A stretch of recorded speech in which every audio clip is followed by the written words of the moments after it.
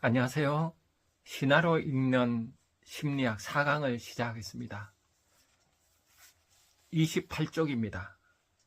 테세우스와 히폴리투스, 아버지와 아들의 어긋난 운명. 아버지와 아들의 공자님은 부자 유치라고 했는데 친하기는커녕 서로 원수가 되어서 사는 그런 이야기죠. 읽어보겠습니다. 테세우스는 포세이돈의 아들이자 괴물 미노타우로스를 정벌한 후 아티카 왕이 된 위대한 영웅이었다. 그는 공명정대하고 지혜로운 통치자였다. 그러나 사랑에는 실패하였으니 아들에 대한 질투심으로 이를 크게 그르치고 만다. 아들에 대한 질투심으로 이를 그르치고만 그런 영웅 이야기죠. 그는 아마존의 여왕 히폴리타와도 격정적인 관계였고 사이에 히폴리투스라는 아들까지 얻었지만 그녀의 죽음으로 빅을 맞는다. 나중에 테세우스는 아드리아드네의 누이 파이드라와 결혼한다. 이때는 이미 그의 아들 히폴리투스가 아버지보다 더 왕의 위엄을 갖춘 건장하고 멋진 젊음을 장성한 후였다. 아들이 이제 자기보다 더 멋있는 그죠? 영웅이 되어 있는 거죠. 테세우스의 새 아내 파이드라는 의붓 아들에 대한 욕정에 사로잡혀 늙은 유모를 통해 자신의 속내를 전달한다. 그러나 히폴리투스는 그녀의 뜻을 거절하고 충격을 받은 파이드라는 의붓 아들이 자기를 욕보이려 했다는 편지를 남기고 목을 맨다. 테세우스는 새 아내가 죽은 후 모든 면에서 자신보다 뛰어난 아들에 대한 질투심으로 아들을 왕국 밖으로 쫓아낸다. 이후 테세우스의 삶은 파국으로 치닫는다. 왕위를 물려줄 아들을 잃고 상심한 그는 지하색의 여왕을 납치하려다가 실패하고 죽은 자들의 세계에서 4년간 고문을 받는다. 가까스로 풀려나지만 이미 아테네는 무법천지가 된 후였다. 결국 왕국을 저버리고 스키로스 섬으로 언도한 그는 배신자에 의해 높은 바위산에서 바닷속으로 떠밀려 죽음을 맞는다. 테세우스라는 한 뛰어난 영웅이 아들에 대한 질투심을 못 이겨서 결국은 자신도 패망하는, 나라도 패망하고 이런 이야기죠. 이런 이야기를 들으면 어때요? 이 시대에 사는 모든 아버지와 아들 이야기 같지 않아요? 아버지는 아들을 어때요? 참 좋죠. 사랑스럽지만 이놈이 이제 커가면은 자신의 지위를 이렇게 넘보게 되는 그렇게 되잖아요. 그래서 겁이 나죠. 왜 이렇게 됐을까요? 이게 인류의 문제죠. 인류는 오랫동안 원시 생활했죠.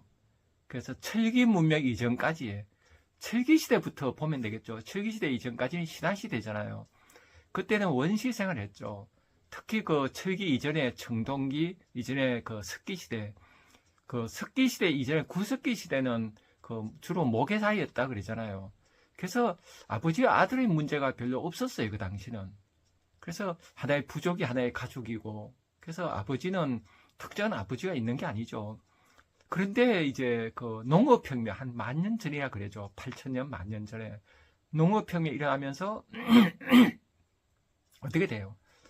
남자들이 이제 남자들이 힘이 필요해요. 농업혁명이 일어나니까 이제 땅이, 농사를 지으니까 땅이, 좋은 땅이 필요하거든요. 그래서 좋은 땅을 뺏기 위한 싸움을 하면서 뺏은 사람이 이제, 뺏은 부족이 이제 귀족이 되고 정복당하면 노예가 되잖아요. 그래서 가부장 사회가 돼요. 농업혁명과 더불어 가부장 사회가 되고, 전쟁이라고 계급 사회 되고, 남녀 사이에 그죠? 이렇게 차이가 생기는 차별이 되는 그런 가부장 사회가 이루어져요. 이 가부장 사회에서는 어때요? 남자가 중심이잖아요, 가장이. 그러면 가장은 자기 지위를 유지하려고 어때요? 계속 이렇게 전부 다 자기 부하잖아요. 그러면 이제 나중에 노후에 늙으면 힘없으면 어떡해요? 힘없으면 이제 자기 자리 쫓겨날 수도 있는 거예요. 사자 같은 경우 보면 쫓겨나잖아요. 그래서 인간도 쫓겨나지 않으려고 자기 후계자를 이제 잘 정해야 돼요. 그래서 내 아들 중에서 그래도 믿을 수 있는 게 내 아들을 믿잖아요. 아들 똑똑한 아들을 후계자를 삼으려고 그래요. 근데 너무 똑똑한 아들 구하면 이놈이 왕이 그 왕자리를 넘볼 수 있는 거예요. 이게 우리가 조선 그 시대도 보면 되겠잖아요. 아들과 아버지의 싸움이 치열하잖아요. 권력 투쟁이. 이게 전체로 보면 가부장사의 문제예요. 그러니까 남자가 세상을 지배하니까 그런 거예요. 이게 가정에서도 그렇죠. 한 나라뿐이 아니라 가정에서도 아버지 아들 어때요? 묘한 적대 관계예요. 그죠? 아마 이 말을 여성분들은 다 이해가 될 거예요. 무슨 말인지, 그죠? 그래서 제 강의 다니면 여성분들이 많이 오잖아요. 그런 얘기 많이 해요. 아버지 아들은 아웅다웅 한다고. 이게 원초적인 경쟁 관계가 되는 거예요. 그래서 신화에서도 그죠? 우라노스가 아들을 막 잡아먹잖아요. 그죠? 그게 뭘 상징하겠어요? 아들이 그죠? 넘보지 않게. 그 제우스가 살아남아서 나중에 이제 통치자가 되잖아요. 그래서 이런 것 속에서 우리가 가부장 사회 속에 어떤 남자의 슬픔을 우리가 읽어낼 수 있죠. 그래서 그 다음에 이제 또 29조 아래를 또 읽어보겠습니다. 이 이야기에는 어느 평범한 가족 사이에서 발생할 수 있는 심리적 갈등이 잘 그려져 있다. 권력욕과 인정욕에 길들여진 남자들은 과시하듯 남자다움을 드러내는 경향이 있다. 그래서 늙어가는 것을 수치스럽게 여기며 정력의 쇠퇴를 곧 존재 가치의 상실로 여기기도 한다. 그리하여 이제 막 인생이라는 대항해를 시작한 아들이 자기를 뛰어넘을 수 있다는 사실에 대개함을 느끼면서도 한편은 질투심을 느낄 수도 있다. 또 아래 보시죠. 내면 깊숙이 아버지의 권위는 절대적이며 아버지가 원하는 대로 살아야만 한다는 강박감을 느끼기 때문이다. 아들은 이제 이걸 느끼죠. 비록 겉으로는 아버지가 아들의 성공을 응원하는 듯 보여도 아버지의 무의식적 바람대로 아들은 실패자가 될 수밖에 없다. 이런 아이는 나중에 인간관계에서도 문제를 일으킬 가능성이 많다. 아버지가 자신의 늙음을 자연스럽게 받아들이지 못하고 무의식적으로 아들에게 쏟아붓는 부정적인 생각들이 아들에 대한 대인관계에서 표출되고 마는 것이다. 그래서 해결책이 뭘까요? 해결책은 결국 그러기 위해서는 아들을 신뢰하고 독립된 인격체로 봐야 한다. 이게 답이에요. 그 아들을 독립된 인격체로 봐야 되는데 아버지가 보기 힘든 건 뭐예요? 오랫동안 인류가 갖는 가부장 사회죠. 가부장 사회에 대한 의식이 남자들이 있어요. 그게 이제 융 같으면 집단 무의식이라고 그랬죠. 그래서 우리 무의식 깊숙이 남자는 어때요? 가장이 돼야 되고 처자식을 먹여 살려야 돼 이런 게 있는 거예요. 그러다 보니까 자신도 모르게 자식들을 이렇게 독립 인격체를 못 보죠. 그래서 이제 해결책이 뭘까요? 해결책은 이제 아버지들이 자신이 아름답게 살아야 돼요. 그래서 아름답게 살려면 어떻게 될까요? 저는 인간이 갖는 두 가지 욕구를 보면 된다 봐요. 하나는 자아실현, 또 하나는 자아초월이에요. 인간이 진짜 이 세상에 원하는 건 두 개예요. 자아실현과 자아초월. 자아실현은 뭔가 하면은 이 세상에서 자기가 잘 되고 싶은 거예요. 자아실현. 자아, 에고죠. 가장도 에고죠. 남자, 에고예요. 이 에고가 자기를 실현하는 거예요. 멋진 가장, 멋진 남자가 되고 싶은 거예요. 이게 자아실현이에요. 소위 사회에서 성공하고 싶은 거예요. 근데 인간은 어때요? 사회에서 성공해도 나중에 허탈감 느껴요. 왜그런가 하면 인간에게는 자아를 넘어선 소망이 있어요. 이 자아, 에고를 넘어선 소망이 셀프죠. 내 안에 본성, 내 안에 영혼이죠. 내 안에 순수한 의식, 영적인 그죠. 기독교로 말하면 성령 같은 거죠. 불교로 말하면 불성 같은 거. 내 안에는 신적인 힘이 있어요. 그러니까 인간은 인간으로서 성공하고 싶고 또 내 안에 신적인 힘을 발휘해야 되는데 자아 실현만 하려고 하면 어때요? 그러면 아들을 자기도 모르게 소위로 보게 돼요. 내가 멋진 가장이 되려면, 멋진 아버지가 되려면 멋진 아들을 둬야 되고 멋진 아들한테 상속해줘야지 나중에 내 지위도 유지되고 그러잖아요. 그래서 이 자아실을 넘어선 자아초월을 추구해야 된다 봐요. 그래서 이 자아초월에 대한 시를 제가 한번 읽어보겠습니다. 보들레르의 시입니다. 알바트로스, 보들레르. 뱃사람들은 줄곧 재미삼아 벗사람들은 곧잘 재미삼아 거대한 바다새 알바트로스를 잡는다. 여행의 게으른 길동무인 그 새는 고통의 10년 위를 미끄러져가는 배를 따라온다.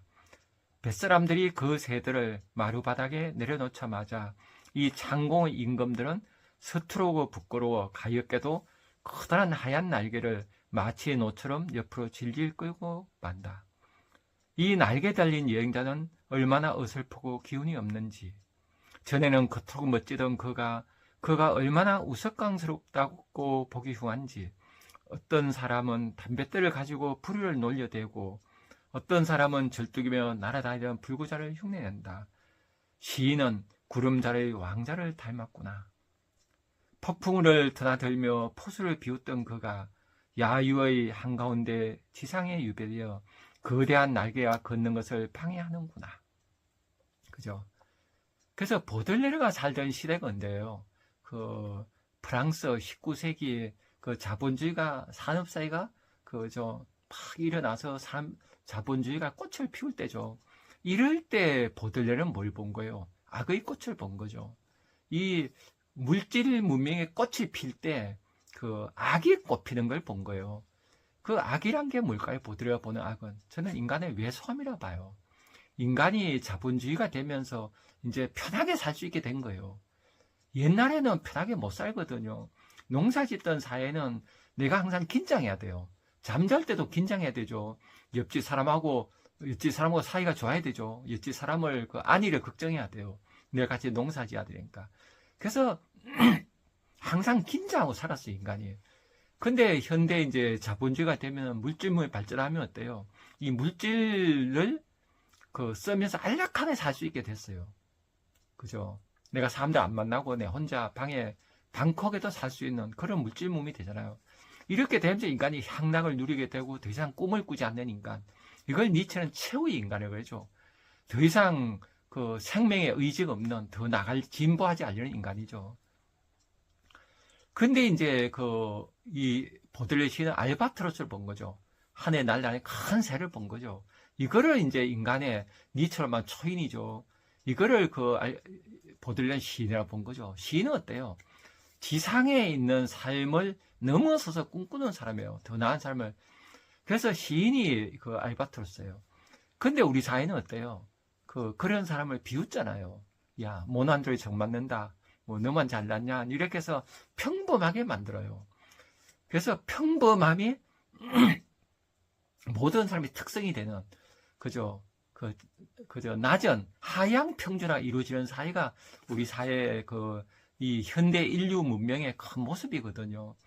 그래서 인간이 평범하게 이렇게 되면은 결국 가장이 돼야 되고 소유해야 되고, 그죠? 그래서 아들한테 이렇게 질투를 느낄 수밖에 없어요. 그렇지 않으면 아예 결혼도 안 하고 내 혼자 살 수도 있죠. 이렇게 해서 위대한 삶이 안 돼요. 그래서 저는 인간이 멋있게 살려면 자아 실현도 하지만 자아 초월의 꿈을 꿔야 된다고 봐요. 그래서 우리가 이제 여기서 행복이 뭔가를 생각해 보면 좋을 것 같아요. 그죠? 우리가 살아가면서 행복이 뭐냐? 그러면 되게 자아 실현을 행복으로 봐요. 그래서 요새 자기 개발세 같은 게 있잖아요. 자아를 계속 개발하는 거예요.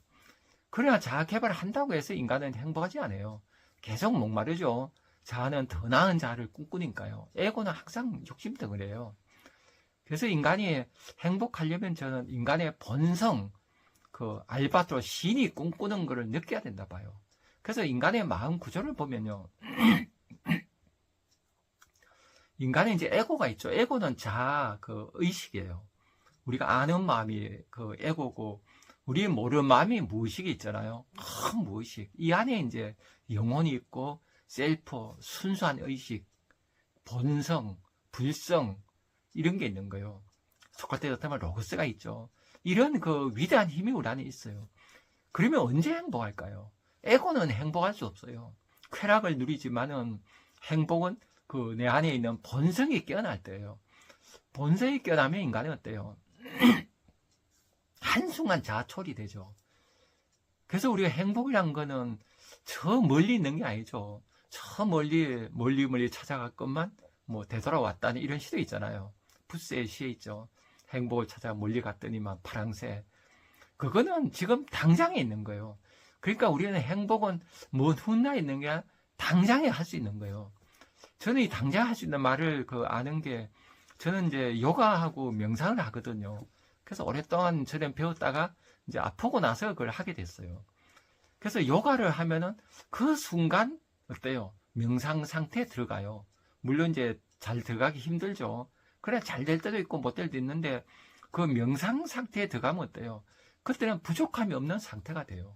네, 그 자체로 행복해요. 자족이죠. 부족함이 없는 자족, 스스로 족한 상태가 돼요. 요게 행복이죠. 그러니까 행복은 본성에서 느끼지 자아는 못 느껴요. 그래서 저는 인간의 그 삶의 태도가 중요하다 봐요. 그래서 아버지하고 아들이 부자 유친이 되려면은 어떻게 살아야 될까? 인생을 자아 실현만 추구하면은 저는 자기도 모르게 아들하고 사이가 나빠진다 봐요. 그래서 자아 초월을 해야 된다 봐요. 내 안에 나를 넘어선 자아 초월, 나 넘어선 게 우리 안에 있구나. 내 안에 나를 넘어선 나도 모르는 큰 힘이 있구나. 이걸 만날 때 우리 어때요? 자신도 모르는 희열을 느껴요. 내 안에 솟아오른 걸 느껴요. 데미안에서 나오는 솟아오른 거 사는 힘이 이 안에 있거든요. 이게 이 힘을 느끼면은 그 순간 행복이 돼요. 그러니까 우리 행복이란 거는 나중에 행복한 게 아니라 지금 당장 행복할 수 있어요. 그래서 이런 행복을 자꾸 느껴봐야 된다 봐요.